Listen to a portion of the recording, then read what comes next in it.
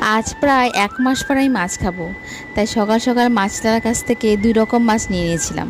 একটা হলো লোটে মাছ আর একটা হলো রুই মাছ। এই লোটে মাছটা কিন্তু আমি খাই না, কিন্তু রান্না করে দিতে পারবো। এই রান্না করাটা কিন্তু আমি শিখেছি হাউজিংয়ে থাকতে রুম্পা বৌদির কাছ থেকে।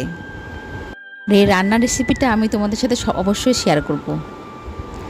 তারপর তো সকালে সেরকম কিছুই খাইনি, তো 2টো ডিম সিদ্ধ করেছিলাম, একটা পাপানের জন্য আর আমার জন্য। তারপরে সব রান্নাগুলো কমপ্লিট করে ফেলেছিলাম।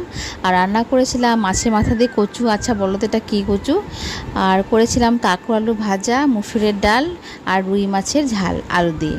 আর করেছিলাম, মানে আমি করিনি, সেটা করেছিলাম আমার শাশুড়ি মা। তো এটা কিন্তু ওই কচু দিয়েই করা, এটার নাম ছ্যাঁকা। আর যারা রাজবংশী তারা কিন্তু অবশ্যই জানে এটা কী।